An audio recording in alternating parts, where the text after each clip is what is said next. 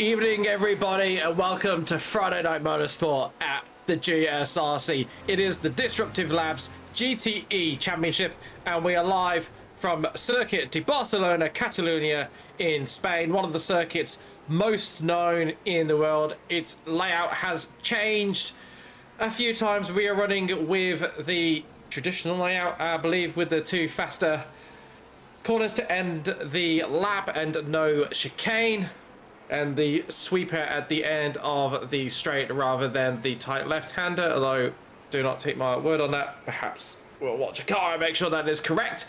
Slightly diminished grid tonight, only around 20 cars out there compared to the lofty highs that we had earlier in the season, but still a strong grid, so we're in for a cracker of a 1 hour race. And alongside me, as he has been for the last few rounds, it is Joe Baldwin. Joe, we've got a minute and a bit before the start, so why don't we crack into the championship points and see who is in line for a championship tilt at this early point of the season. And it is a two-horse race at this point, is it not? It is Ben Woods and Brandon Grosh. They are clear of the rest of the pack. Stephen Bull, with a few strong rounds, could catch them up, and indeed he is in the server tonight, so he has an opportunity to try and catch up tonight. If he could pull something out of the bag, then it is very tight behind them in a battle for the top 10 positions.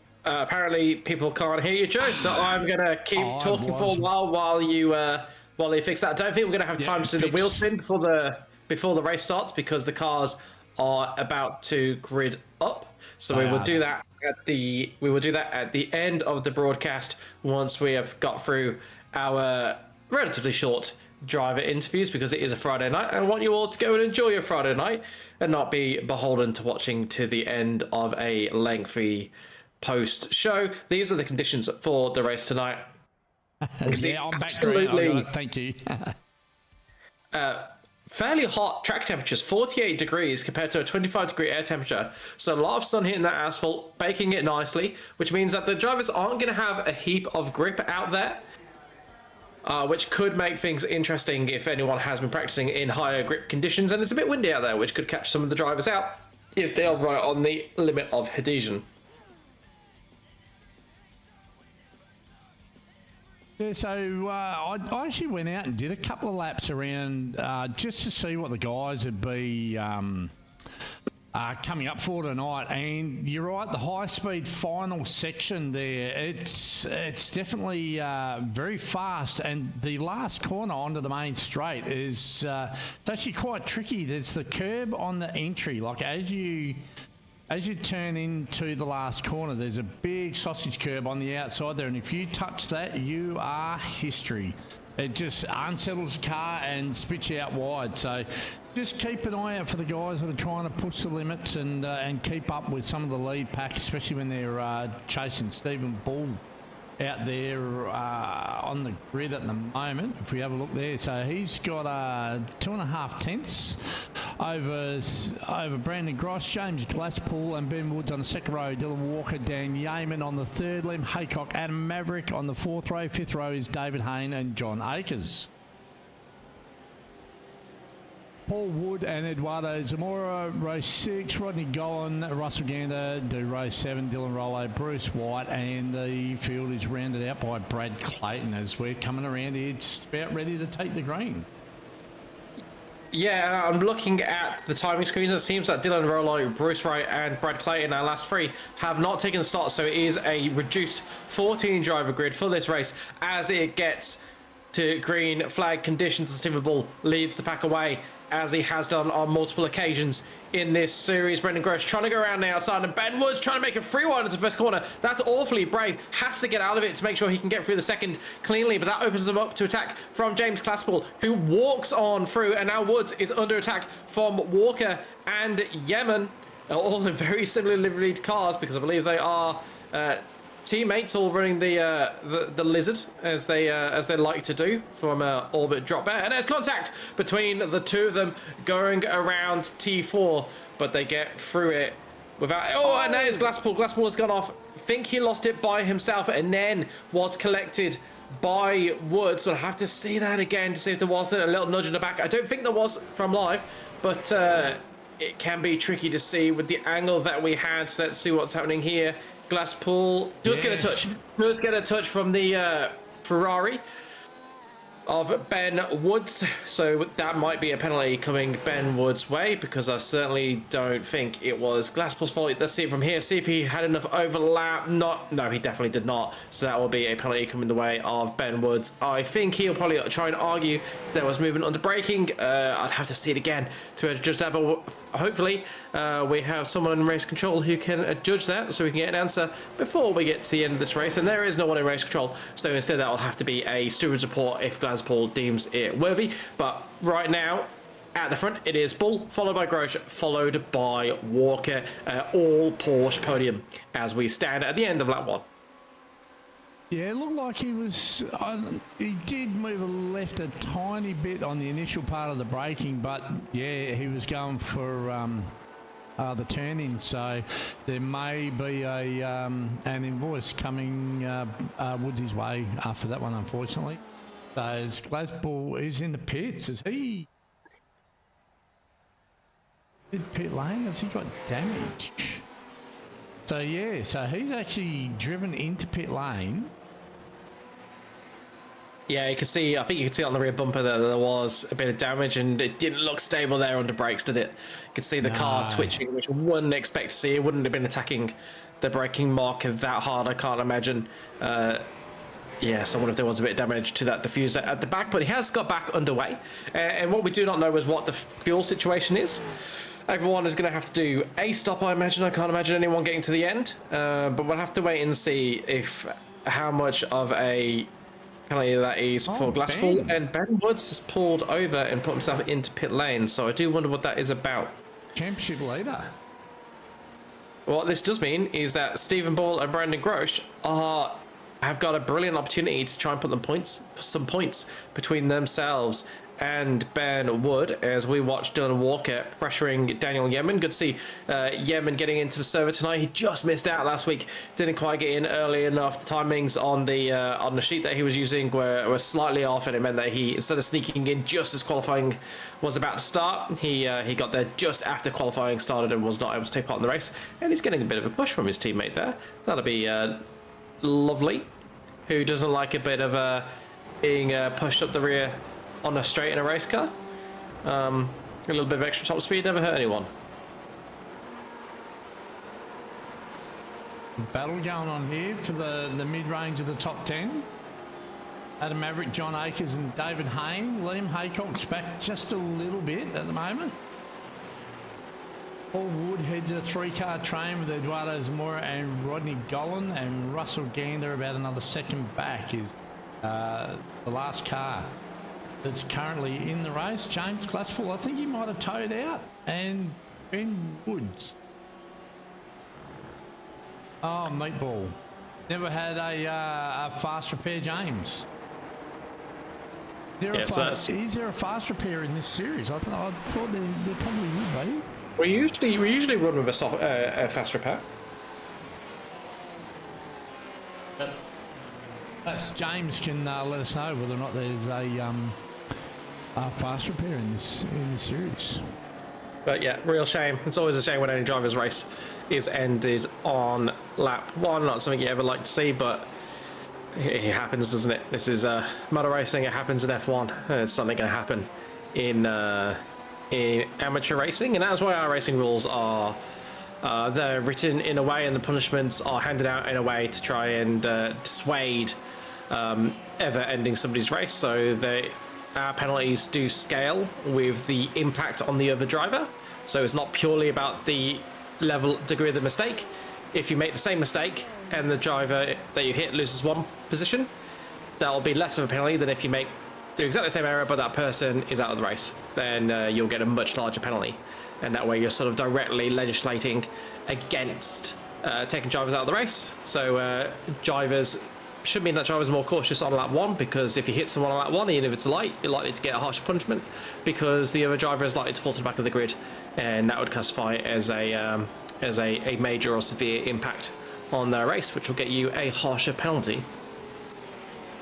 Yeah, definitely. And one of the things we try and make sure the guys are aware of is very early in our races we do we weight the penalties a lot higher on lap 1. So yeah, it's to try and discourage those any unneeded moves, I guess, on lap 1. If you're going to make a move on lap 1, you've got to make sure it's clean, because you got everyone's congested. You're trying to find your place and find your rhythm. So you can't find your place on the track and your rhythm if you're sitting in the pits trying to repair your car. So we do what we can to dissuade that from happening. Yeah, and I must say, I don't think there was any intent in that from what we saw. It looked like just a very genuine misjudgment, the kind of thing that you see in every race at some point. As we're watching David Hayne trying to chase down John Akers, and if either of these guys can make some moves up the grid, then it really will be Porsche dominating. They've already locked out the podium positions, and then you've got John Akers in 6th and David Hayne in 7th. So if they can grab a place or two, they could help Porsche lock out the top 5, which would be a commanding statement that car is indeed the best. We have heard before in the post-race chats that they thought the Porsche might be the strongest car, and evidence of today, you have to say it's looking like that. However, as always, you can't rule out the drivers. Stephen Bull, Brandon Grosh, Dylan Walker. They're very, very good drivers. You'll not be surprised to see them at the top, no matter what car they're in. So it's really hard to sort of pull apart what is driver and what is car in a multi-make series like this. This is Eduardo Zamora. He is in the Ferrari, the only other car in a Ferrari. That doesn't make any sense. The only other Ferrari in the field is Russell Gander, who is behind him to the tune of 2.4 seconds. So Eduardo Zamora getting on top of that car much more than Gander at this point, and he's running about a second a lap faster.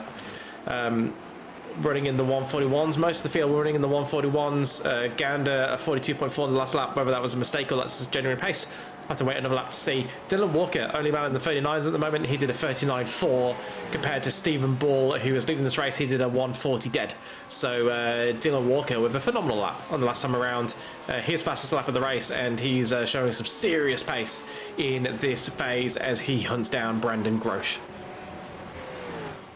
Made the move by Dan Yeaman at the end of the straight there, so he's definitely on the hunt now. Good. 1.9 seconds behind Brandon Grosh at the moment, so we'll see what happens with that gap over the next couple of laps. Currently, though, yet again, well, actually, no, he's not in a field of his own. Stephen Bull, his best lap time is a 1:39.48. Dylan Walker just smashed out a 1:39.49. So the only two guys into the 39-second zone at the moment, and they're very, very close, about a tally-ho paper between them on pace. Although, in saying that, Dylan would have had a bit of a hand with some draft getting to the line.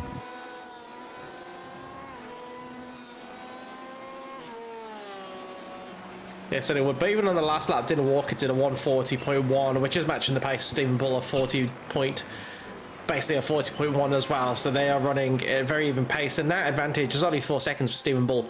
So that is very much an advantage that can be made up in the remaining 5-6 for this race. We're about to hit the 10-minute mark, which means we've got 50 minutes left. And remember, there is fuel strategy involved in this, so that can lead to big gains or losses in position and time, as well as just your entry to pit lane, how well you handle that. It is a big curveball that can really shake up races when there's a few seconds between participants. As we're watching David Hayne trying to shake up Liam Haycock ahead in his Chevrolet.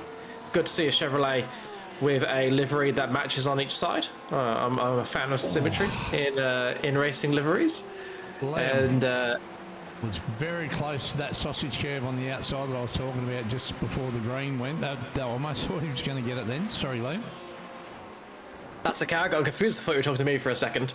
But no, you meant Liam Haycock is getting very close to the area. So look how much of the road they are using compared to David Hayne. David Hayne behind was really happy to sit about a car's whip to the inside and turning from there. Haycock and Akers really going out over the curb and trying to open up that first corner as much as possible. Now, in theory, the more of the track you can use, the higher grip you got. You're lowering the radius of the corner. That means you carry more speed through the exit of the corner, which then means you gain lap time all the way until the next corner. Obviously, turn 1, 2, it is a cornering complex, so you don't get that advantage. You immediately have to turn into 2. But if it means you can carry a bit more speed and then turn into 2 from the same position or from the same car angle, then you are gaining a small advantage in lap time.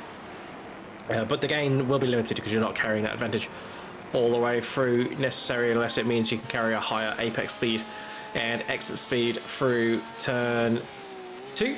And of course, when you're going over the curbs, or when you're going onto different surfaces, that can also play a part. So sometimes you're better off staying a little bit to the inside, not going on the curb, particularly when the curb is raised, it's got a profile, it's not flat.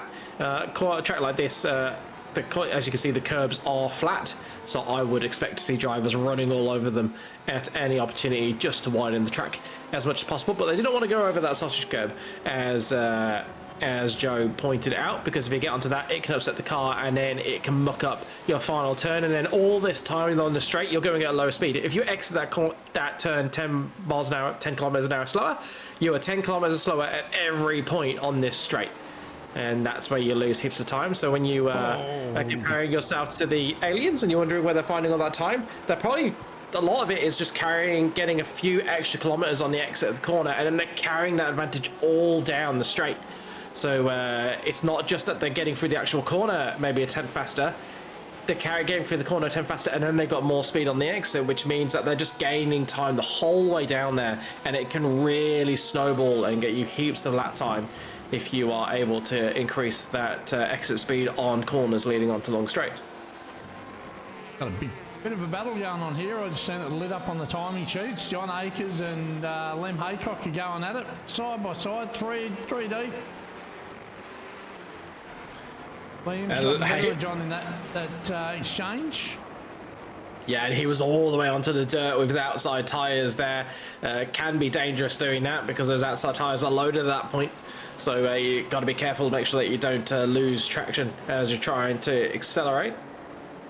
But handled it well and is able to hold off Akers through there. You can see Akers having a twitch in the mid-corner, had to settle the car down, and a minute he would have lost some exit speed, which would hurt him all the way up to the entry into this right-hander. And now we cut to Dylan Walker because he is launching a tirade at Brandon Grosh to try and take second place so he can get on with the task of trying to chase down Stephen Ball, something that has not been accomplished in this series to date with any sort of success. But maybe Dylan Walker and at Catalunya will be the combination to finally chase down Stephen Ball once he's taken the lead. How would you like to be a left rear tyre at a place like Catalunya? A lot of high-speed right-handers at this place, on power too, because it's such a big open place. As Dylan Walker's put the move on him, no, Brandon's actually made it a little bit easier for Dylan there. He didn't really fight him. He was on the left-hand side of the track. He could have battled for that position, but he could be now going into fuel-saving mode, because for Dylan to catch that distance up, he would have had to have used more fuel than Brandon. So, as we've seen, was it last week, that the Porsche can do a 90-minute race with a single stop. So he can get into the draft now, and if he can hang with Dylan, he could jump him again at the pit stop somewhere after the 50-minute mark. Yeah, absolutely. That is his task now, is hang with Dylan. But I think that's going to be hard, because I wonder if part of the equation wasn't. Yeah, hang on. Dylan was like 2.5 seconds behind me he's caught that up. He is faster than me at this stage. I'm better off letting him through, not losing the race time, following him, seeing if I can learn where that pace is coming from. There might be a corner line that I can pick up from him to improve my own pace and make sure that I am safe against Daniel Yeaman, because Daniel Yeaman, as you can see in his Chevrolet, is not far back at all, and he is going to be catching up to Brendan Grosh pretty quickly, unless Brendan Grosh is able to up his pace on the last lap. Yemen was 6 times faster. Of course, there was the overtake in that lap, but Yemen's pace is quite good at this point. He's on the level of Stephen Bull's, so Grosh needs to be careful here. Have to say, Dylan Walker, after he's got past Stephen Bull, a 40.2 against a 40.7 for Stephen Bull, so he has taken half a second out of Stephen Bull on the last lap, and that was with the overtake. And he did that on the last lap as well. I think he took 4 tenths out of him on the last lap. So at the moment, Dylan Walker has absolutely got the pace on Stephen Bull. So give it another 7 or 8 laps, and it's going to be on. And that is exactly what we would like to see here in the commentary box. Yes. I'm sure it's what you would like to see at home as well. But while we wait for that battle to develop, we're going to cut down a little bit further into the pack and have a look at this fight between Paul Wood, David Hayne and John Akers. Liam Haycock has managed to break free from this group to the tune of 2.4 seconds, and now it is David Hayne going up the inside of John Akers, gets that done, and Akers will not be able to respond until they get to corner 1 if he is able to stay close enough. But it seems at this point Akers are struggling a little bit compared to the cars around him, because he's immediately under immense pressure from the BMW of Paul Wood, the sole BMW in the field tonight. 40.94 has been Paul Wood's fastest lap so far, which is about, actually I'll tell you, it's exactly 3 tenths faster than Dave Hayne and John Akers, who've both done identical times in 41.29. And that in the foreground that you saw was Liam Haycock going past Adam Lavis. So Haycock making up another position, promotes himself into 5th place ahead of Adam Lavis in his Green Bailey Ladders Ford. So really good pace from Liam Haycock at this point, and his last lap a 1:41 dead. That is significantly faster than the cars just behind him. Adam Lavis a 42 dead, David Hayne a 42 dead, Akers a 43 dead, Paul Wood a 42 free. But it is also slower than the cars ahead. So for the cars ahead, Stephen Bull 40.1, Dylan Walker 40.0, and then Grosh and Yeaman both significantly slower than the front two. So we're starting to get some packs of drivers running at a similar pace, and not necessarily with the car behind constrained by the car ahead either. It seems to be just how the cars are balanced, how they are handling at this point in the race. 18 minutes in, you might be starting to feel the tyres a little bit. Some of the fuel's come out of the car, so the balance might have shifted away from some drivers, and for others they'll be able to keep their car in the sweet spot. And that is David Hayne, and now making, well, he's in a fight with Paul Wood, so this will be Paul Wood trying to get past David Hayne, but it's opened him up for attack from Rodney Gollan. A really opportunistic move there. Brilliant from Rodney Gollan to get himself promoted into 9th place. Really heads up driving there, but it didn't look like he got the best final corner, and Paul Wood looking really racing behind him, really close down, going down the straight. Is he going to try and make a move into turn 1? Turn 1, you can go down the inside, or you can go around the outside if you're feeling particularly brave to try and get yourself positioned to turn 2. Goes deep into the braking zone of turn 1, trying to get the move done. Really well done from Wood. Hangs it on around the outside of 2. That will give him the inside at 3, and that should be move done for Paul Wood. Manages to get that position back from Rodney Gollan, but Rodney Gollan gets a really good exit. Can he make a move here on the right-hander? He will. And there is contact between the two of them, and that has sent Gollan into a spin, I believe. Yes, and he loses the position to Eduardo Zamora, and he will get going, and he'll be wondering what he could have done differently there. Let's have a look. So he's entitled to space. He is given space. He's pinched a brake. I reckon he's pinched the brake on entry, so as he's turned in, been slightly tighter, and right there, he just had a bit of a wiggle, got into the side of Paul, and Oh, and he's got that big whack in the right front too, so I would say there'll be a trip through for air, so he'll be heading to pit lane, I'd imagine.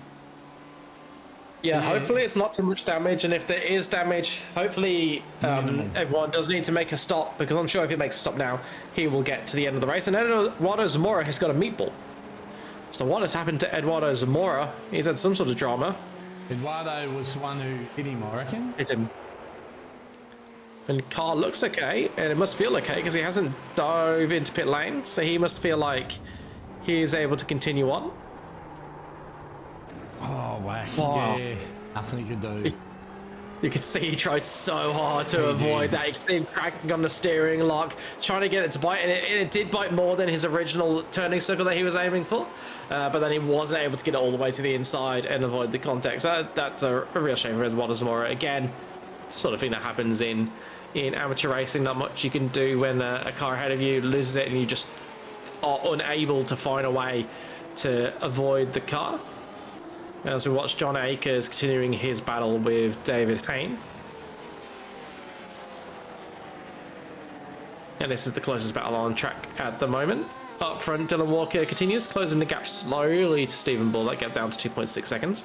So that's looking promising for a bit of fireworks towards the end of the race. And at the moment, Brendan Grosh, he's under threat from Daniel Yeaman, 1.3 seconds behind. But not much difference in pace. So it's very much a seesaw battle there between Grosh and Yeaman. So we will stay here with Hayne and Akers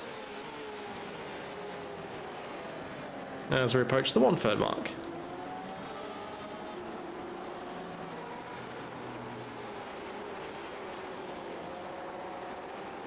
So there we go. We've got Ben Woods take on the turn 1 incident there, saying yeah, it wasn't trying to make a move, and was caught out by where Glasspool broken turned in and just didn't react, wasn't able to react.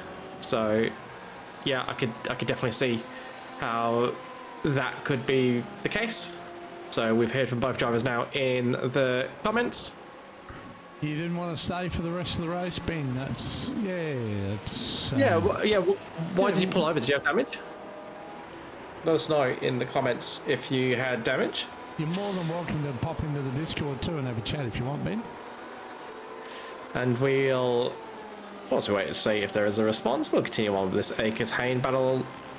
You can see Hayne, you can see there, he's looking up the inside, he's staying out from directly behind Akers, waiting to see if there is going to be the possibility of the move, decides no, and just sits there. But that can be quite a good technique if you are behind the car in front.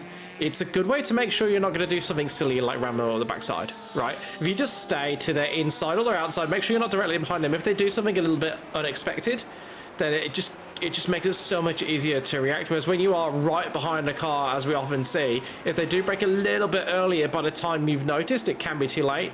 And even with cars being driven to a similar pace, there can be big differences in how you're taking the corner, because one of you might be finding your time elsewhere around the track and struggling in, say, turn 4, whereas you might be absolutely bonzo in turn 4 and struggling in turn 7. So it can be good until you've sussed out the driver ahead, just to make sure you're staying off their line a little bit. Means in these cars there's not that much error, but it means you're not getting as much error washed as well, which particularly can help, particularly when you first stamp on the brakes. So it's not a bad technique, just to make sure you're playing it a little safe, rather than always being super aggressive and getting and trying to suck the smoke out of somebody's tailpipe every time you've got an opportunity to. I buggered it up too. I thought it was another 90-minute race. I was wrong. It's a 1-hour race today. I actually had a look at the heading up the top there. So yeah, we've just got to get to the 30-minute mark, which I'm sure everybody will do for their pit stop. Yeah, and I doubt they even need to make the 30-minute mark. I think with the way we've seen the tanks so far this season, I believe they're going to be able to go fairly deep before they make a stop. So I think everyone that's pitted, other than maybe the first couple of laps, would be able to get through. And in fact, nobody has pitted, so everyone's going to be able to get to the end from here regardless. I imagine most drivers will want to just burn through all their fuel and then go for a pit stop. And that, theoretically, is the way to do it, right? Because that means that you spend more of the race with less fuel on board. So that is theoretically faster if you just just look at how much fuel and weight you were carrying. Yeah. It means more of the race at a lower weight. Lower fuel level, yep.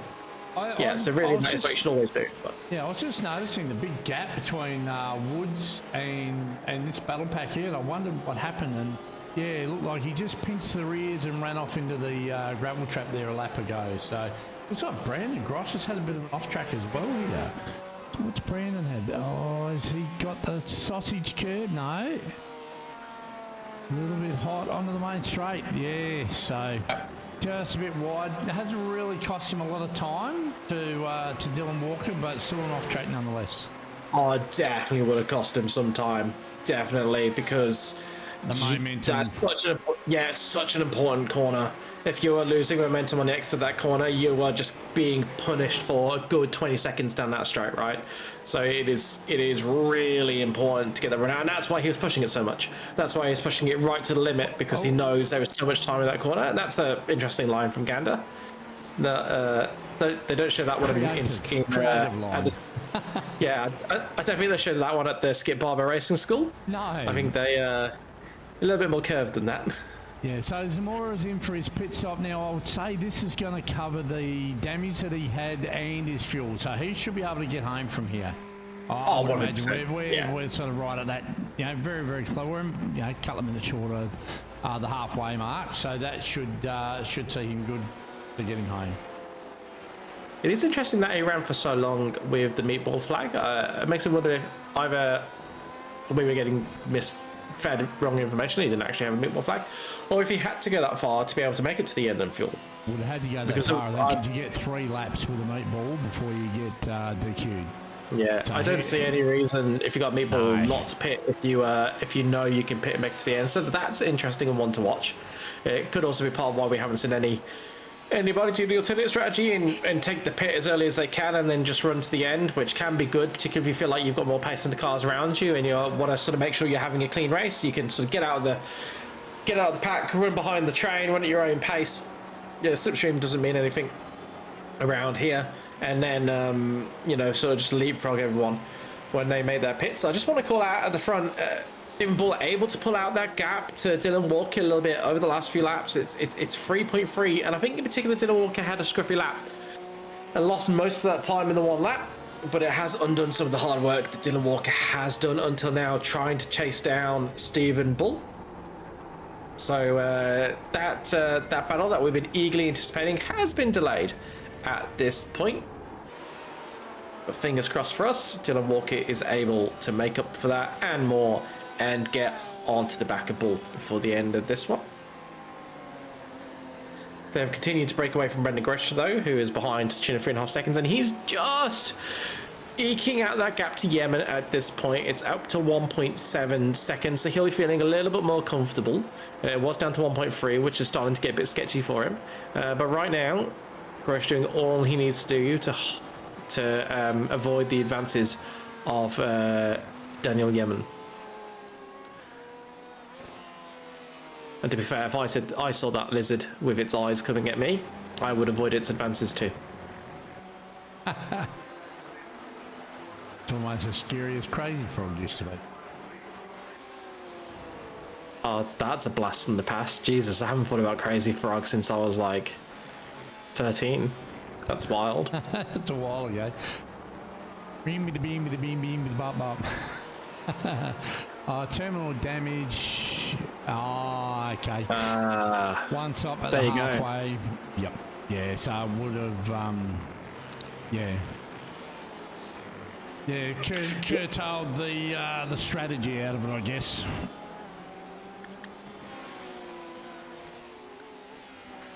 What we can do, guys, where are we? They're just showing the people in the crowd some of the fastest laps from the guys. And if you look at Stephen Bull and Dylan Walker, those guys are tussling 2 thousandths of a second difference in their fastest lap, and just about a 10.5 difference on their lap on the last lap. So very much an even start. I think the better qualifying by Bull is what's made it easier. Dylan Walker had to get through a number of cars to be able to put the chase on, and that's, you know, depending on how much fuel he takes at the pit stop, whether he can close that gap at all. It's yeah, we may get something at the end of it, but with 3.1 seconds at the moment, that could be a bit of a reach for Dylan.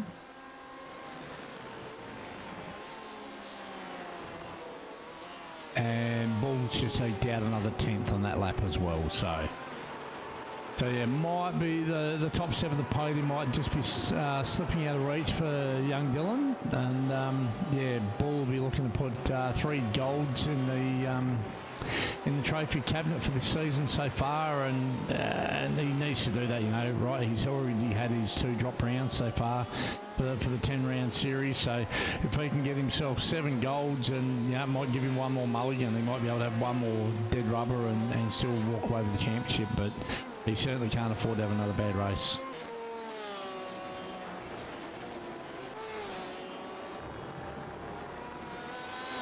Tim Haycock and John Akers in the pits. There's John, hasn't taken tyres. Liam was 18.5 seconds stationary, and John Akers 17.8. So it looks like we're going to get into the round of you know, people taking their pit stops, you know, with the fuel in it. So, and as been said in the comment there, there's just enough fuel to get to halfway, and away you go. So, and speaking of that, here comes Bull into the pits now. So, I would imagine Dylan will probably follow him. He does. So these 2 guys on the same, and Brandon's in as well. Dan Yeaman is going for another lap, so he's the first guy to throw caution to the breeze and try something different with strategy. He's going around in the 32nd minute for an extra lap, so you lead 3 guys: Steve Bull, Brandon Grosh and Dylan Walker. Now what this will tell us is the stationary time, which I'm just keeping an eye on now. A 16.8 for Stephen Bull, 17.7 for Brandon, and Dylan is 7.73. 17.73, sorry. As Maverick, David Hayne, Paul Wood, Rodney Gollan and Russell Gander are all making their way pit side as well. So flurry of pit stops. I'd imagine Haycock. No, Haycock's going another lap around. Haycock's already pitted according to my timing screen. On lap 18. He has 2.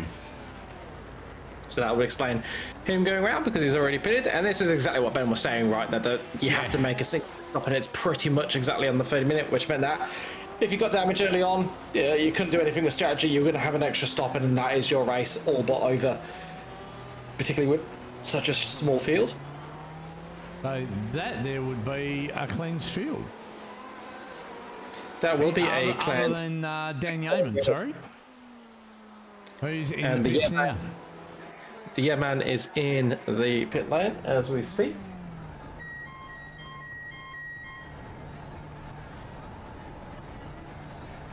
Trundling down. What sort of speed? What have we got? 79k an hour for our. That'd be 80k an hour. Oh, he bumped the wall. He's missed his box. Oh no. Scruffy from Yemen. That is going to hurt him. And if you wouldn't do me a favour, I was going to say, and bring out the normal timing screen, would you have a look at who is in 2nd place and who is in 3rd place, and tell me if that looks odd to you? It certainly does. Dylan Walker, he had a scruffy pit as well. 7 tenths is the difference, but I didn't think there was that much when they come in. So Dylan's probably had a bad in-lap, I would suggest, which he had a 2 minutes and 18 second in-lap, whereas Brandon had a 2 minute 13 in-lap. That's interesting. Well, that will obviously include the pit entry, so I suspect that Dylan Walker... They both pitted, though. Yeah, but the actual pit entry, the different line in the final corner, and that's not included in the pit time, right? The pit time is only once you get to the line, so he's probably lost time there. Yeah, well, yeah, so traversing pit lane from start to finish was 42.4 for Brandon, and Dylan was 47.4. There you go. So that's a 5-second delta. Just shy of a 5-second delta difference. So what it has done though is injected a little bit of fun into the end of the race for the order on the podium. But what it also has done is basically ended the race for the lead with Stephen Bull out the front with nearly 9 seconds to Brandon at the moment. So Stephen Bull stamping his authority yet again on the GTE class tonight. Yeah, he certainly is.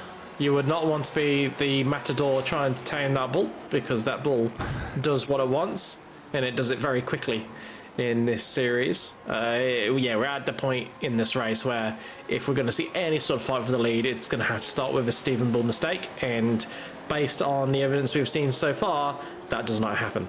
So it's going to be really hard for Grosh or Walker to make any sort of inroads on Bull, but the plus side is we get to see Dylan Walker fighting with Brendan Grosh and hopefully giving us some entertainment to the end of this race. And the other drivers giving us entertainment are Hayne and Akers, fighting over 7th place at this point. Every other battle in the field has got a fairly large gap. Zamora might be able to... Zamora, Golan and Wood, they're not too far away from each other, so that might close in, but otherwise you've got fairly large gaps up and down the field. And also Yemen is not far behind the battle for 2nd place, so particularly if Grosh is able to hold off Walker for a little bit, because as we saw earlier on, Walker did seem to have a little bit more pace, then that might just bring Yemen into it, particularly if they start to fight and cost each other time.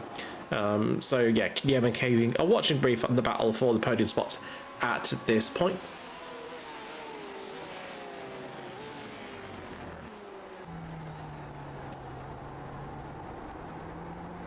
So that's the distance he's got to climb himself onto the podium. He's 2.2 seconds.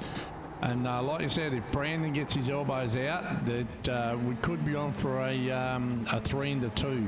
See who gets to fill the minor positions on the podium. So going to be an interesting, what have we got, 22, just shy of 22.5 minutes left in this one. Yes, entering the final third of this race is effectively a sprint to the end. Everyone's pitted on the same lap, all bar 1 or 2 laps. So their cars are all in the same state. They've done the same amount of laps on those tyres. They've got a similar amount of fuel in the car. And we've got 22 minutes until the end of this race, which is around the length of a standard sprint race in the GSRC.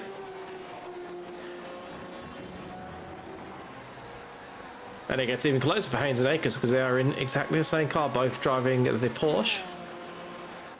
Porsche is occupying all of the podium spots at this point, and then 7th and 8th. So these two not able to make their way forwards, and in fact they have lost to the position compared to when we made that point earlier on about the Porsches maybe pushing up to make it a top 5.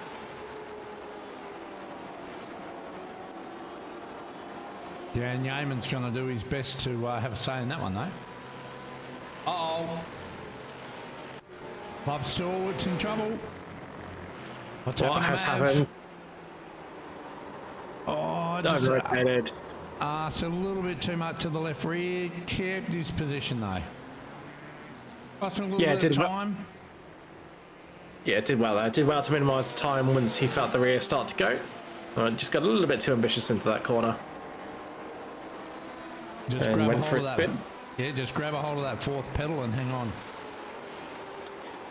Yeah, and thankfully for Adam, he's still got a 6-second buffer over John Akers and David Hayne behind him, so he's not in any real danger, even with the time lost from that. But we're now seeing David Hayne pull along the outside of Akers, try to sweep around the outside, carries too much speed, locks brake a little bit, and goes off into the gravel instead, and gives Akers position right back and drops himself down towards Wallace Moore, who's now about a second behind.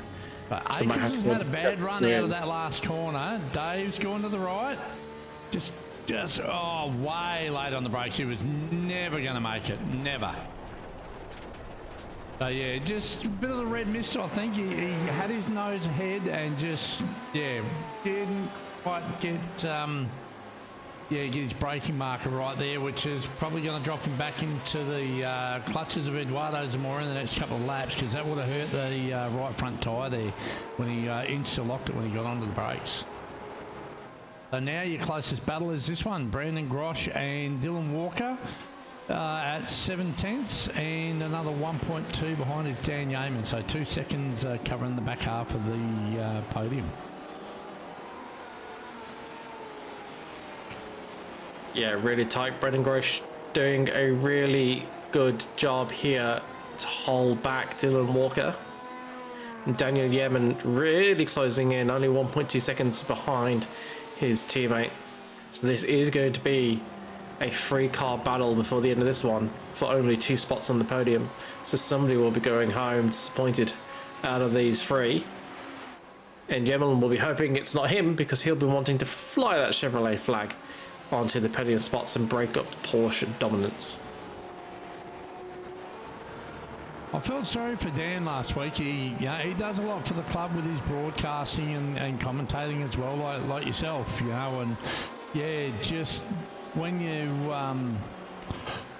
when you miss registration by like a minute or 2 minutes, it's very, very frustrating when you get in. And I think just the warm-up session, prior to the race is what caught him out, right? Because once the qualifying's finished, you can't get in. So yeah, missed it by, I think he said last week, was it 2 minutes, a minute and a half or something was where he missed it by. So he'd be looking to get it up onto the podium and put a good showing tonight. But that battle and the gap to Dylan Walker has remained pretty stagnant at the moment at that 1.2 second mark. But Dylan is inching closer to the back of Brandon Grosh.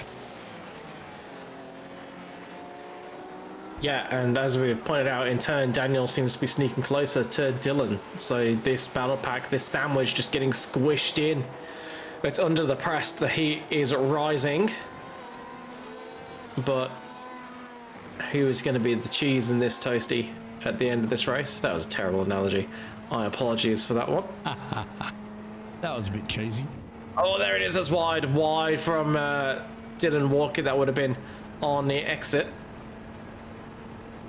And now you can see what I was saying. Look at the time tick down for Daniel Yeaman, how far behind he was. Dylan Walker, it was 1.05 coming on the straight. You can just see it tick down, 0.99, 0.98, 0.97, 0.96. And that is what I mean about the time loss all the way down the straight. Oh, look at Brandon just drive away. And where he made the mistake there, you could see it clear as a bell from the on track. Oh, we'll have another look at that one. Have a look here. He just grabs the inside curb. So great turn in, but just too much curb, unsettles the car, runs him wide over the DRS sign, and all momentum burnt up. So he's got to do it all again. He's now given Brandon a 9/10 gap, and Yeaman's 1.1 seconds behind. So yeah, that was a fairly sizable mistake, especially at a critical point of the race with just over 15 minutes to go.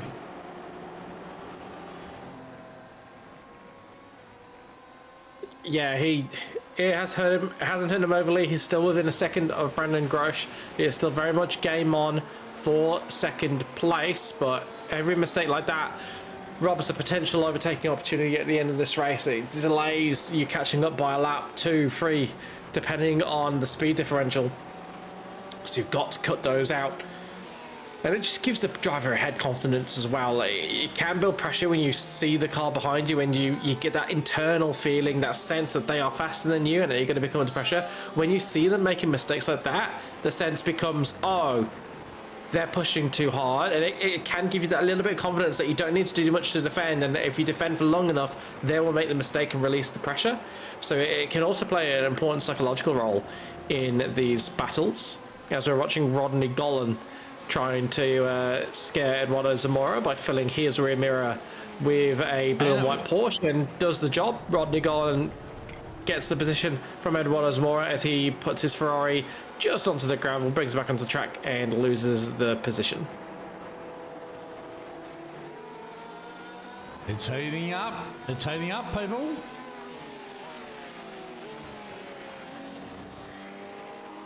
And 1.5 seconds covers the back end of the podium. 3 into 2 doesn't go.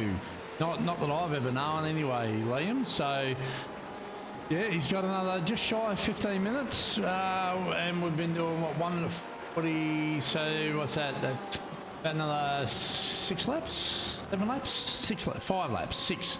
Something like that. Yeah, no, 3 into 2, certainly not a whole number. And we don't allow half a car on the podium, so someone's going to be fully disappointed. At the moment, it's going to be Daniel Yemen, but Daniel Yemen looking good at this point. He's been slowly catching. He's now 0.8 of a second behind. Dylan Walker 0.5 of a second from Grosh, which is the closest he has been in this race. So he'll be hoping that he can get the final corner right this time round, not take too much curb, stay on the green stuff, not go onto the gravel where there's less grip, and get a good run out of this final corner. So on the last lap, Walker able to take out the better part of quarter of a second out of Grosh. This entire pack running slower than Stephen Bull at the moment, just by a few tenths. So Stephen Bull once again asserting his dominance in these vehicles, doing a splendid job for Rapid Team Rennsport. Unfortunately for Stephen, when you do a stellar job like this and you get out front with a number of seconds to the good of the guy in second place, you don't get a lot of airtime. Like, you get a lot of praise, but generally you don't get your paint job on stream as much as if you're in a battle pack, right? So it yeah, he's certainly shown his dominance in these cars. So, like, if he's completed the race, he's generally had like a 10, 15, or was it, I think the first round he won was by 22 seconds or 23 seconds, I think, from memory. So he's certainly got the pace and he's putting in the laps. And he did say to us that he has been logging laps, doing setups, and getting himself in a position to be able to do exactly what he's doing tonight. And here we go. These guys are on it. This is it. This is where the race is for the final 12 and a half minutes of this one. Don't turn away, because these three are about to get very, very spicy indeed. There's less than a second between the three of them, and Dylan Walker got a really good run by the looks of it out of that corner. It's going to sit in the slipstream of Grosh. It's not going to be enough to make a move into turn 1, but he's certainly firing up the forge, turning up the heat, and is going to try and melt the metal of Grosh before the end of this race. And if his teammate Yemen is also able to get past, even better. So I think Grosh needs to watch out, because if there's an opportunity to put on a bit of a block pass and give Yemen an opportunity as well, I'm sure Walker will do it. It might be a little rude, but it is within the rules to do a bit of a block pass and really hinder the car you're overtaking as you overtake them. So we'll have to wait and see what happens, but it will be interesting to see if Yemen holds off on attacking Walker with Grosh close ahead, or whether he throws aside team allegiances and just absolutely goes for it from the start. That is a really poor there from Grosh. Carried in too much speed, compromised himself through the second part of that complex. Will have compromised himself up the straight here, and this should give Walker Heiston better through that corner, just enough to give himself a bit of breathing room. So Grosh survives by the skin of his teeth, but that is going to up the confidence of Walker. They've just seen Grosh make a fairly sizable mistake, and he will know that if he can just stick this close, then the opportunity is likely to come in the remaining 10 minutes for him to steal second place. And Yemen is so close to Walker there, but not able to carry the same speed through the penultimate corner, and gives him a lot of breathing room onto the start finish straight.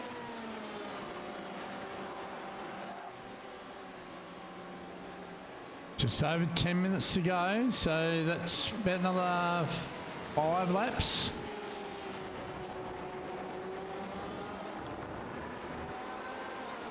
And we'll get to the 35 lap mark anyway. It's a fair old stint around Catalunya, if I'm honest. Here it is a fair old stint, and we'll get further than that when they're running 1 minute 40 laps. I think we'll get another 6 laps in.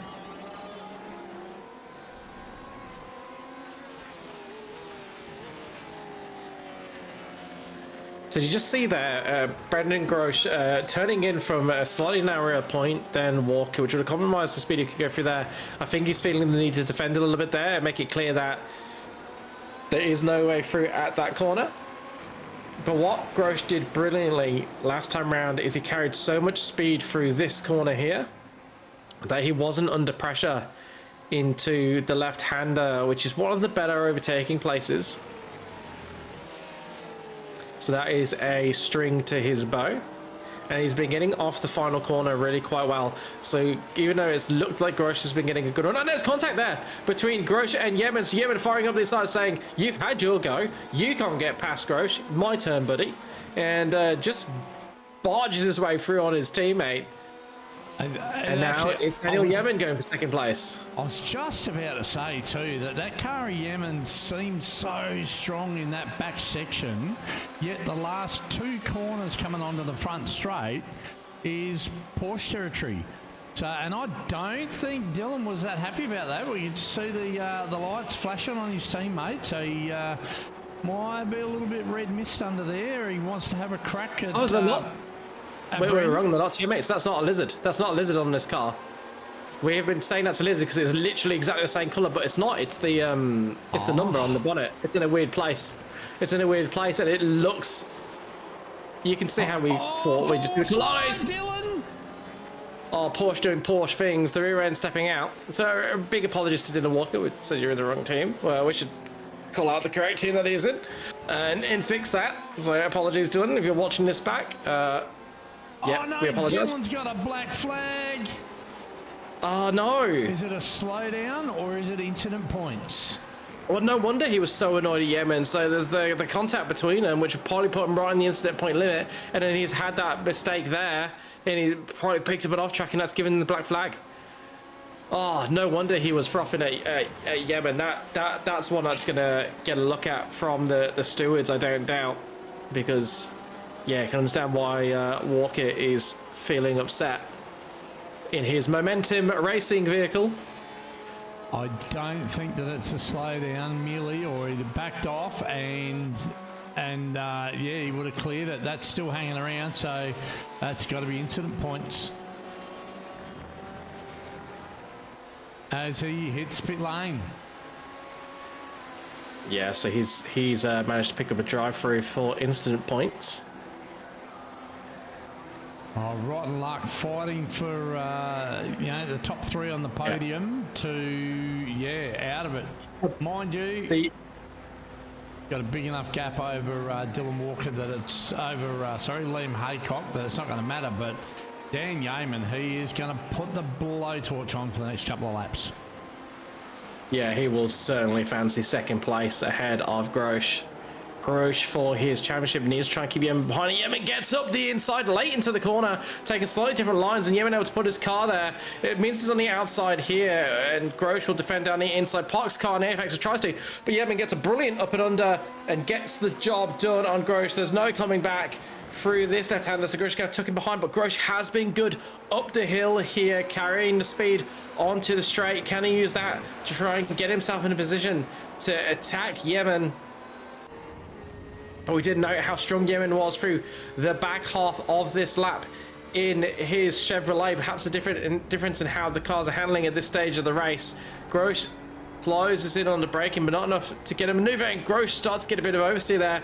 Has to counter steer into it, but manages to do so without losing much momentum. We can see how much he is pushing that vehicle really on the edge of oversteering each time. I wonder if the rear tires are starting to cry foul on Grosh's car. What speed can he carry for the final corner? Utterly perfect through there. And he is catching Yemen down the straight. So he has to get a better run into the corner. 0.26, 25, 240, 322, 21, 20. Caught about 1.15 tenths there. Goes down the inside into turn 1. Yemen leaves him a bit of room. but he has to compromise himself a lot through turn 1. Tries to get the open under. Isn't able to, but he has given himself a much wider line for the entry into 3. And not enough to get himself alongside Yemen for turn 4. So that is the position 1 for Yemen, but it's certainly not the end of this war. We've got 5 minutes to go, and this is anybody's game for second place. Got another bit of a battle here. Dave Hayne, Eduardo Zamora, and John Akers are battling out the back half of the top 12, well, the last few positions on the top 10. Actually, Golan, Hayne, Zamora, and Akers. Bit of a 4-car train there.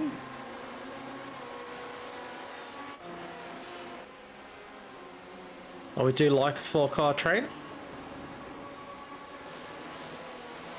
And that is Golan, Hayne, Zamora, Akers, as you said. Hayne in the distinctive HTS Racing livery. Akers representing Riot. Now that's not a Riot livery on his vehicle, unless the Riot livery has changed a lot. So interested to know what the story is there. We cut back now to Rodney Golan, also representing Riot and in a completely different livery. So I wonder if our team associations need a bit of updating there. Do let us know if you're watching Golan, Golan or Akers.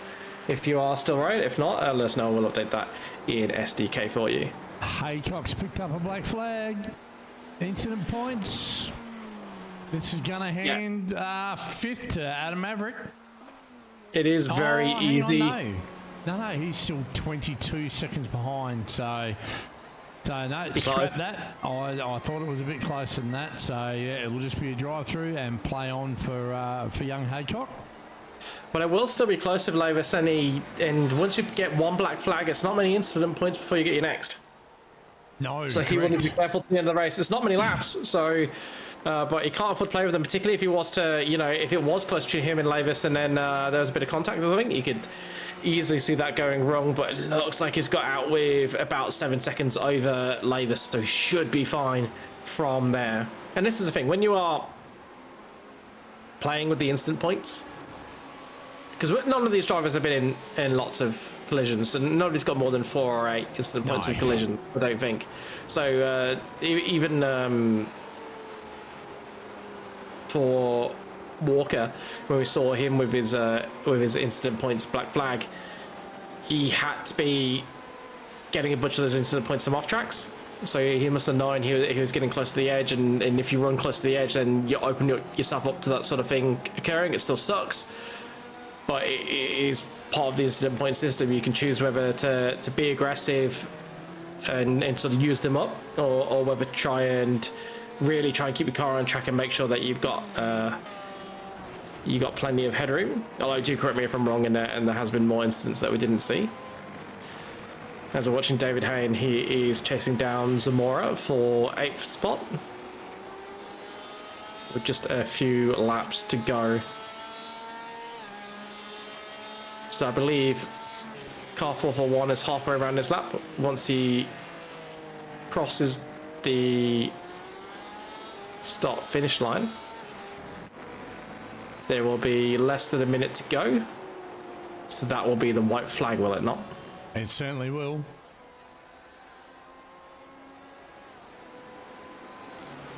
Another solid night for Stephen Bull. He's not put a foot wrong all night, just smashed out the laps of consistency. He's the only guy in the 40-second zone at the moment on worn tyres. Everybody else is in the mid to high 41s. That's even Yeaman, Grosh and Dylan Walker. They're all in around that mid to high 41-second zone. Long way off for anybody else that's in that list, but here he is off on his final lap. Should be. And Barney, we've got no Barney. Oh, he's not made the trip over to Catalunya. Well, I mean, judging by that camera angle, he's eaten something a bit dodgy, and and has found himself unable to wave the flag, shall we say. Might be waving a different type of white flag. So where he is. Involved. Yeah, a lot of paperwork involved. I'm not going to continue on. Some people might be eating their dinner while they are watching this. I'd say in that battle for second place, Yemen has been able to pull away from Grosh, and once he got past him, was able to get himself a comfortable 2-second gap. So that is should be job done for Daniel Yemen. We'll wait to see if this is the final lap. We have got no indication on our screens that this is the final lap, and we did not see a Barney. So we'll have to wait and see. I'm going to call the end of this lap for Stephen Bull as if it's the final lap. And you know what? If it's not, we're just going to do it again in a lap time. So Stephen Bull comes into the final sector for the final time in this race. He has been absolutely superb. Once again, he got pole position. He led from the start. We thought maybe there was going to be some pressure from Walker, but he played the pit game fantastically, found time through the pit sequence, got a comfortable 8-second gap, and has just managed that and extended it to the end of this race. He has been absolutely phenomenal in the races he has been here for. He is absolutely a contender in the championship, and he has strengthened his championship credentials tonight with a fantastic victory around this absolutely iconic circuit. Daniel Yemen has fought tooth and nail throughout this race. He has lifted himself up into second place for his strongest result of the season. Brandon Grosh does everything he needs to keep himself in that championship fight with a third place finish, and Dylan Walker will be feeling pretty miffed because he was looking good for a podium spot until a relatively late race contact with Yemen saw him go brush up against the instant point limits and receive a black flag, which took him out of contention for second place, but still a strong result in fourth. Liam Haycock has had a fabulous race. He will finish in fifth place, well behind our leaders, but that gap has been artificial. Well, I was going to say it's been artificially extended, but Dylan Walker also got a drive-through, which just shows the gulf in speed between our top 4 drivers and the rest of the field tonight. But even so, Liam Haycock can be proud of his night's work because he will bring it home in fifth place, and there he does in his McLaren coloured Chevrolet. Then we have Adam Lavis.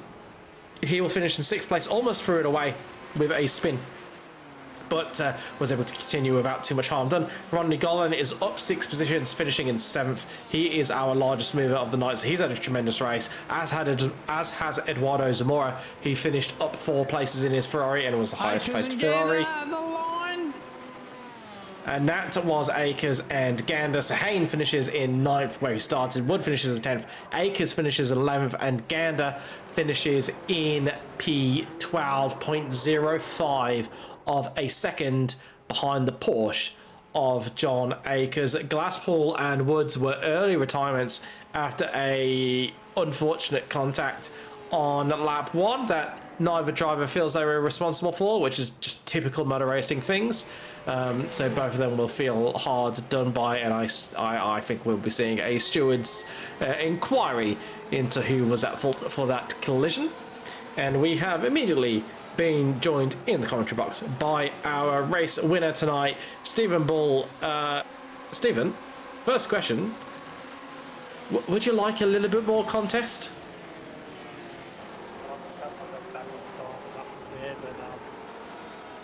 I'll have to go back and watch this one. It was a bit of argy-bargy at the start there, I think. A little bit quiet there, Stephen, sorry. All right, you got me now? Oh, that's much better. Yeah, that's better. There we go. Had the mute on. Yeah, I saw there was a bit of argy-bargy at the start there. I'll have to go back and have a look at it. I think, a bit of the competition was unfortunately lost there. So, I think the competition's there, just maybe a bit unlucky in this one. And I was saying, I think I was battling the tyres enough in this one. It was very much just babying them around the whole way and making sure, I didn't wear them too much this race. Yeah, and you certainly did a great job of that because your late race pace was phenomenal. I mean, just looking at my timing screens here, you were really pulling away in that final stint. First stint, it looked a lot closer. Particularly, you had Dylan Walker behind you. That gap sort of came down to, what, 2.5 seconds, and then it went back up to 3.5. Were you surprised you were able to put out so much time for the pit sequence? Yeah, I'm hoping you ask some of the guys what happened there because, you know, I don't think the guys took tyres. I think they would have been a fair bit further back if they did. So I imagine they're on the same strategy. I'm not really sure what happened with it there, but yeah, look, Dylan definitely had some pace on me early on. He brought that gap down a bit after making the pass up into second, and I didn't really have an answer for it at the time, but sort of just kept plugging away, and I think it equalised a bit further on into the stint. Joe, have you got any questions for Stephen Ball before we let him go and bathe in the glory of his victory? You're going to start sharing your setups to have a little bit of competition, mate. Look, I know you said there the other week that you've been putting the effort in with the laps and getting the setup right, but it's certainly a dominating display. Are these normally a car that you're accustomed to, or is this something new for you? I think, you know, when you came to the club, you were more known probably as the open wheel guy on a Friday night, but you seem to have taken to these like a duck to water, or is it something you normally drive? Oh, I think it's just they feel a bit like open wheelers in that they've got a good bit of downforce, and I don't know, I'd say they definitely suit me a bit. But it's been a good while since I raced these properly. I think back when they were running around the Daytona 24 Hour was probably the last time I really ran these. So it's been a while, but they're not entirely brand new to me. Certainly showing the boys how it's done. And hey, look, you've given them a mark of the chase for. You're the Friday night benchmark. I guess you want to say you're doing to these guys what Denchi used to do in the Porsche Cup. So, yeah, hats off to you, mate. Another dominating display, but consistency is going to be key, right? You've burnt up your two mulligans for the year, like for the season. So you need to continue racking up the good results.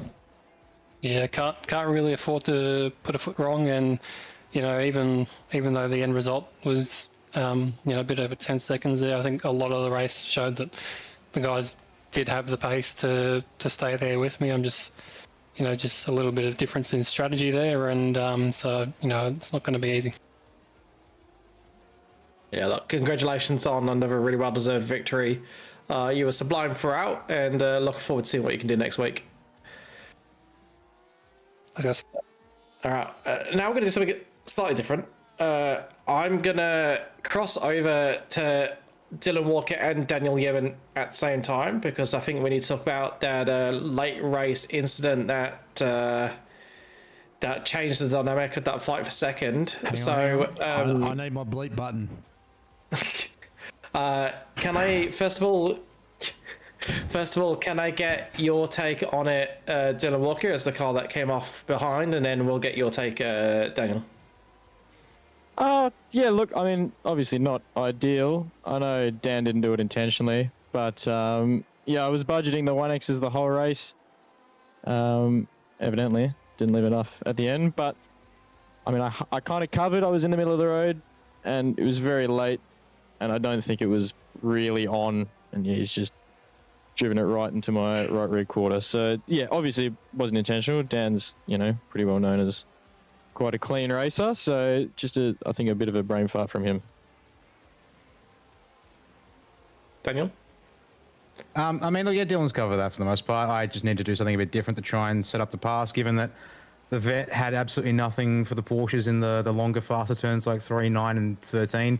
So took a chance. I tried to get up the inside of him at 11, and yeah, just left it too late to be able to cleanly get there whilst coming from the left-hand side of the road to try and sort of make that a bit of a surprise. So yeah, I've reset it in text, but yeah, sorry again for it, because yeah, I'd been keeping a fairly clean pair of heels and wasn't even trying to play with the incident points for the most part of the race, which I know is certainly something you can usually get away with around here if you space them out like Dylan said. So yeah, it's probably at least a 5-second that's probably due in that one there at the end of the day. So we'll see what the stewards say after the fact.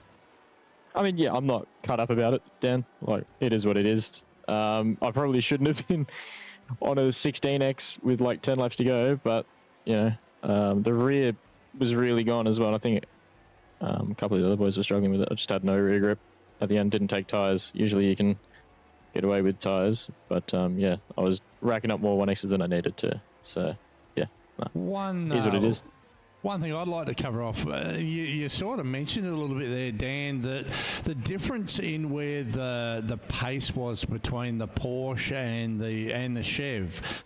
And I was just about to call it when you two guys had that bit of contact, that leading up to that last sequence of corners, your Chev seemed a lot stronger, whereas the last two corners leading onto the main straight, the Porsche seemed to pull away from you a little bit, which gave the Porsche runners that bit of an extra run, so you couldn't use the draft on the main straight. There was a couple of spots around the circuit that you felt were like that, Dan, and after that, what do you think, Dylan? Yeah, as I was just sort of alluding to earlier, I probably mostly set up bang. Well, I'd like to think it's car characteristic, because then I can deflect some of the blame. But yeah, through turn 3, turn 9, and turn 13. So coming around the start of the lap, onto the back straight and the last turn, just had absolutely nothing when the tyres were fresh compared to the guys in the Porsches. So yeah, it meant that all those straightaway segments I had nothing that I could use against them. And even there at the end of the race, when I got past Brandon in the middle of the lap, he was able to then just have another run at me down the front stretch with the draft, plus that still the extra speed he had through the last turn. So yeah, towards the end, it sort of neutralised a little bit, but even then, had nothing for the pace of Stephen at any point tonight, barring a few momentary flashes here and there, which I'm going to suspect was maybe just small moments of Stephen, perhaps, that put him off his ultimate pace. Yeah, I mean, yeah, good to hear you both being very reasonable about the incident. Yeah, it's a shame that pushes you over the limit, but as you said, Dylan, that you were pushing the incident points to the limit, and sometimes these things happen, right? So, but it was a really good race for both of you. I'm really glad that for your sake, Dylan, it was only a couple of positions lost rather than more. So you still managed to take home strong points, and for Daniel, I think that's your strongest result of the season, right?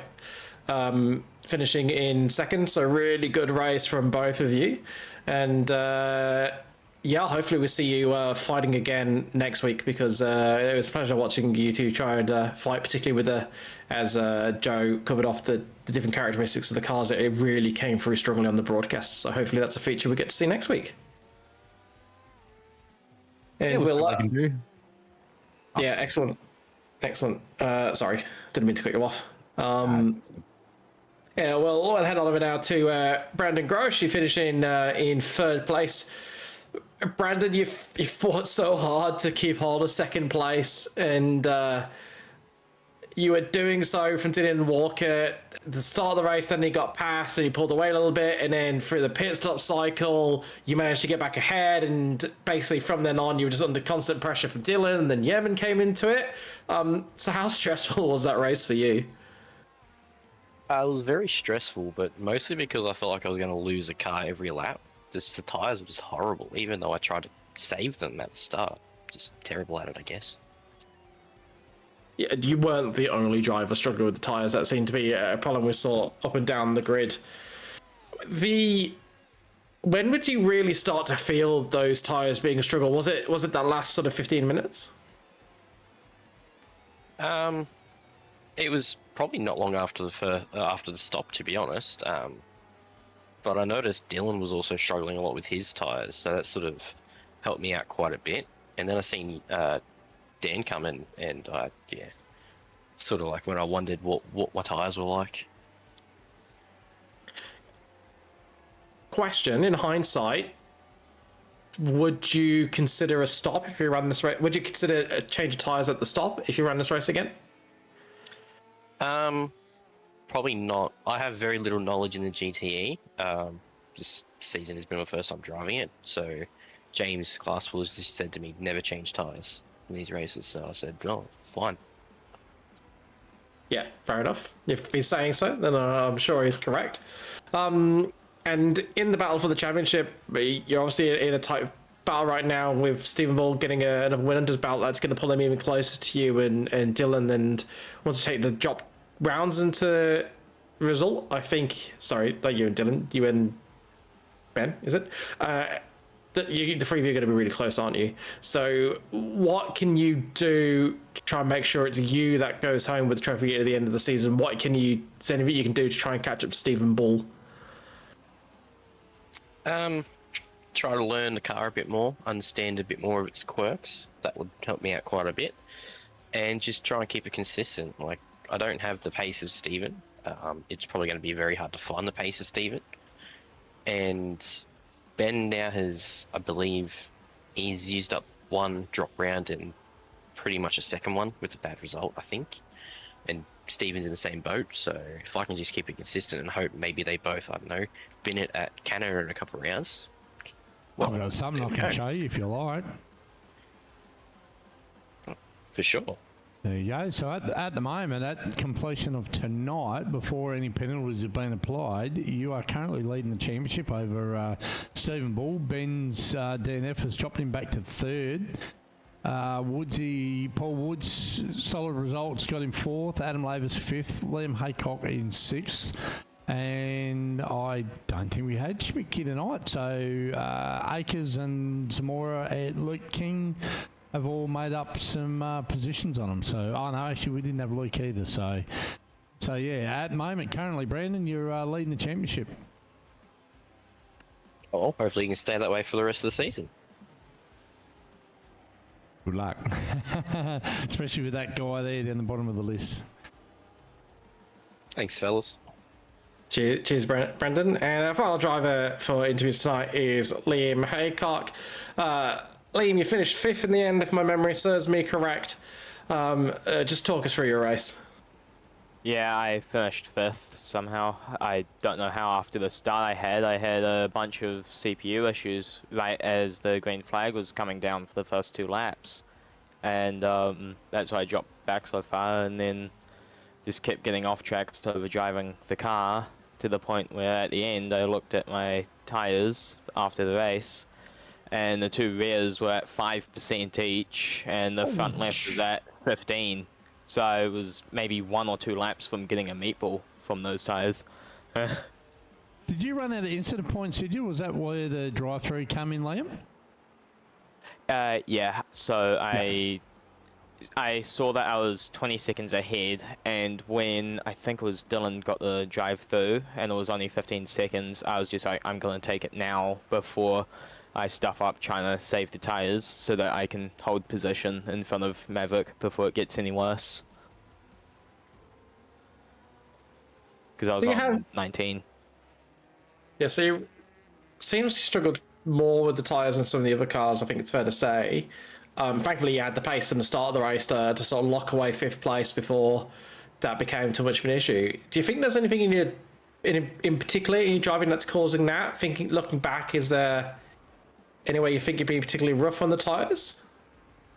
Absolutely. I was getting on throttle a bit too early in a lot of the corners here as I was trying to get back past, because I fell to, I think, second to last because I got a slowdown, because when I blinked it obviously thought I somehow cut the corner, I think turn 4, so I got like a 2 or 3 second slowdown when I blinked out, even though I think I stayed on track the entire time. So fell all the way back and then just way overdrove it trying to get through again. Okay, so definitely something to work on, and that'll help your total race pace, because it'll increase the pace of your second stint in particular. Is there anything else you can do to close down that pace gap to the top guys? Because there's definitely a noticeable gap tonight. I mean, they're obviously fantastic drivers, so it's a big challenge. But do you have an inkling of where you're losing that time? When I wasn't before the stop and after I got past everyone else, and the tyres were relatively even for everyone, I was keeping pace. So I think it was just losing it at the start and then just ruining the tyres for the second half is where I lost it all. But I'll work on that for next time and definitely, hopefully, don't get a CPU issue. Alright, and my final question for you, and an excuse for Joe to bring up the the upcoming rounds for this championship, so we can cover that off for the night. Where are you going to get a podium? What's Suzuka? I mean, maybe Suzuka. Let's hope. But yeah, just have to wait and see, I guess. There you go, ladies and gentlemen. Liam Haycock, podium at Suzuka. You heard it here first. And if you do get one, looking forward to chatting to you in the commentary box. Go enjoy the rest of your night, mate. Yeah, for sure. Thank you. So that is what is coming up in our GTE series sponsored by Disruptive Labs. Suzuka next up, another 1 hour race before we go sprint racing at Canada. Then I was going to call it Montreal. Then we've got Autodromo Nazionale Monza for another sprint race round 8. Then Phillip Island. You, of course, have heard the news by now. Phillip Island losing the MotoGP, its last real major motorsport. Really sad day, but at least the blow is softened if you live in SA, and we're going to get the MotoGP. I'd almost guarantee it's going to end up at the Bend, but that is another story. And then we've got Le Mans for a 90-minute race to finish off the season in 5 weeks' time. So that's what's coming up in the GTE. What else have we got coming up on the platforms of the GSRC? We have got the MtnMen wheel spin, which we will do in a moment once we run through what else we have coming up for the GSRC. On Monday, we've got a 30-minute race at Miami for the Wings and Slicks SFL Lights. And then we got the... That's not right, a 30-minute race in the GT3, is it? That can't be right. Bear with me, I'll have a look. That'll be round 6, right? Yeah. Make that a 90-minute. I'm going to say, if it's a 30-minute race, there's another race in there. There's never a single 30-minute race. So there you go. It's a 90-minute enduro around Bathurst in the GT3s. Ignore what is on your screen because that is incorrect. Then on Tuesday, we have the Downforce Legends, the Radical SR8s this season at Mexico. Then we have the Lotus 79 at Alton Park. And okay, for the magic of broadcast, the graphic being corrected as we speak. Then we have the Aussie Legends at Miami on Wednesday. That is being broadcast, and that is always a really fun race. Followed by the V8 Supercars at Miami for 2 sprint races. So running the same circuit, but different track layouts for the Aussie Cup and Supercars to make running both a bit easier. Then Thursday night, we have the GT4s at Portimao, followed by the Porsche Cup at Hockenheim for 2 sprint races, and that is being broadcast. Then we will be back next week at Suzuka, where we see Liam Haycock get a podium if his prediction is to come true. And now we're going to go do the wheelie spin or the MtnMen to find out what we are driving tomorrow night around that unforgiving slab that we call the mountain. And it will have the correct fuel limits, I promise. We have got the monster, the Nissan. That thing is so much fun.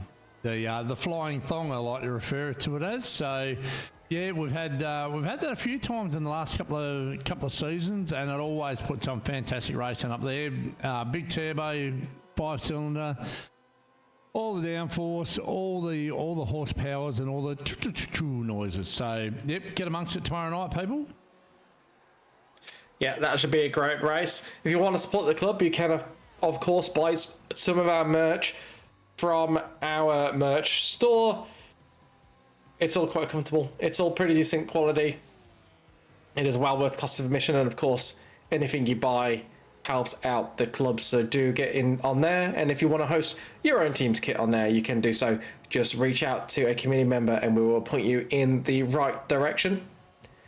So now we'll say a big thank you to all of our club sponsors. They're running across the top of your screen as we speak. They are, of course, our main sponsor, Disruptive Labs. Then we have Trophy AI, the merch store, Flash Graphics, Waste Options. And I believe there is one more I need to say before we can finish. Merch, Flash, Disruptive. Waste, Trophy. It's all of them. That's all of them. That's all of them. Yes, we got less this season. We have. If you are interested in becoming a sponsor, then please do reach out. We're always looking for more sponsors. They will enable us to have race control. They enable us to do the broadcasts. Everything that we spend money on as a club is mainly because of our sponsors. And that is also how we keep our membership fees so low. So please do get in contact if you are hoping to support the club.